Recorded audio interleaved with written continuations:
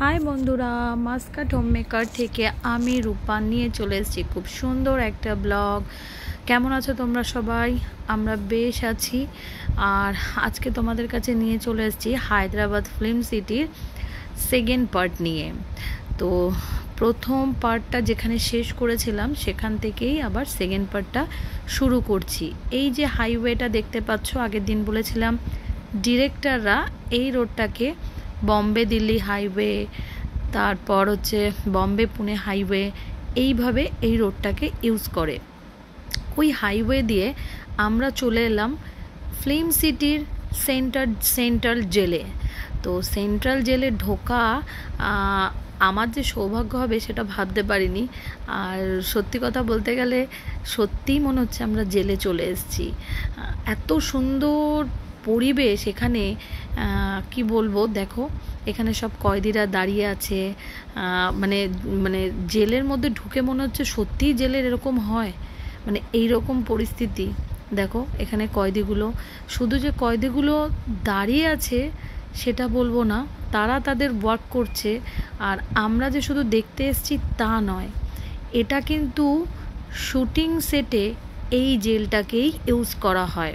দেখতে পাচ্ছ ওখানে দেখো ফাঁসি দেওয়ার জায়গা আছে, এখানে জেলে যারা থাকে তাদের থাকার ব্যবস্থা আছে। আমি যদি তোমাকে শোনাতে পারতাম আওয়াজগুলো আরও ভালো লাগতো। তো সেন্ট্রাল জেল থেকে বেরিয়ে আমরা এবার চলে যাব রেল স্টেশনের কাছে। সেন্ট্রাল জেলটা তো তোমাদের সাথে শেয়ার করলাম, যেখানে আপকামিং মুভি হচ্ছে যেগুলো হবে সেগুলো ওরা সেটা আমাদের সঙ্গে ডিসকাস করছিল। কিছু কিছু মুভি আছে, সাউথের মুভি, তারপর ইন্ডিয়ান মানে আমাদের বলিউড মুভি। তো ওগুলো মোটামুটি দেখে টেকে আমরা চলে এলাম। দেখতে পাচ্ছ এই যে এই বাসে করে প্রত্যেকটা জায়গায় এই বাসগুলো আমাদের ড্রপ করছিল। তো আমরা চলে এলাম বাহুবলীর সেটে। তো বাহুবলীর সেটে ঢোকার এখানেই দেখছো ভাগবতম বলে এখানে লেখা আছে। এই আমরা ঢুকে যাচ্ছি বাহুবলীর সেটে। আমরা বাহুবলীর সিনেমাটা যারা দেখেছো তারা জানবে সেটটা কিভাবে বানানো হয়েছে। তো তোমার কোথাও মনে হবে না যে এভাবে বানানো হয়েছে। সত্যি রিয়েলিটি দেখলে মনে হবে না কি করে ডিরেক্টর এভাবে সেটটাকে তৈরি করেছে। যত দেখবে তত মুগ্ধ হয়ে যাবে। দেখতে পাচ্ছ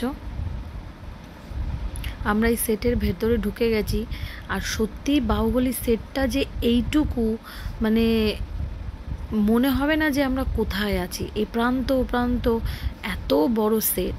দেখো মনে হচ্ছে কোনো এক রাজার দরবারে আমরা চলে এসেছি। তোমাদের সামনে থেকেও দেখার চেষ্টা করব। আর এত সুন্দর মেনটেন করে এগুলো রেখেছে। দেখো ওখানে রাজা বসে আছে, আর রাজা মনে করো রাজার দরবারে যেগুলো চলে আর কি, সেগুলোই এখানে পুরো সেটটাকে এভাবেই বানানো আছে। এত নিট অ্যান্ড ক্লিন, এত মেনটেন করেছে। দেখো কাছ থেকে তোমাদের দেখানোর চেষ্টা করব। এত রিয়েলিটিকে এর মধ্যে ধরে রেখেছে, মনে হচ্ছে রাজা হয়তো কিছু ডিকটেট করছে, তার সাথে যারা মন্ত্রী প্রজা যারা আছেন তারা তার কথা এত সুন্দরভাবে মান্য করে শুনছে।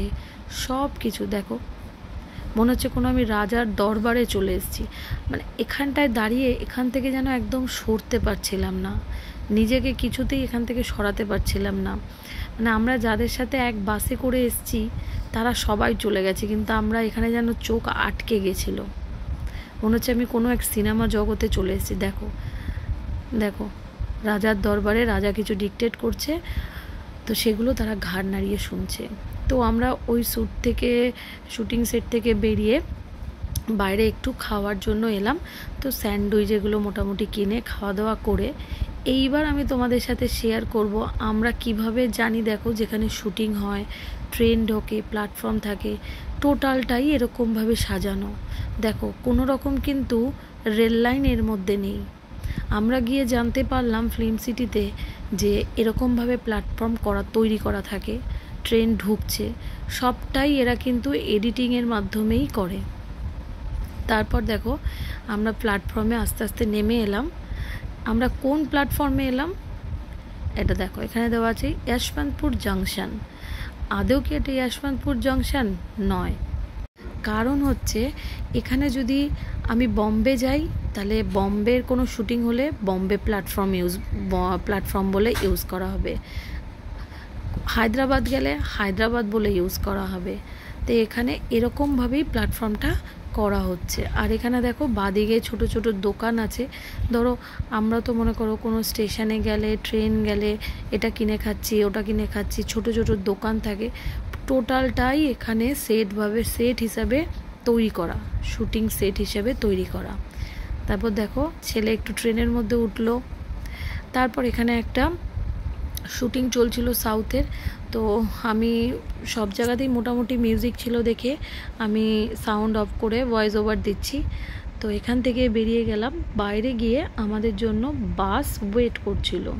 তো আস্তে আস্তে আমরা আবার বাসে উঠে গেলাম। দেখতে পাচ্ছ একটা বাস যাচ্ছে তো আরেকটা বাস চলে আসছে। এরকমভাবে এখানে সিস্টেমেটিকভাবে এত সুন্দরভাবে এখানে করা ফিল্ম সিটিতে। আর সত্যিই তাই, ফিল্ম সিটি যারা আসনি একবার তো সাজেস্ট করবোই অতি অবশ্যই ফিল্ম সিটি ঘুরে যাও।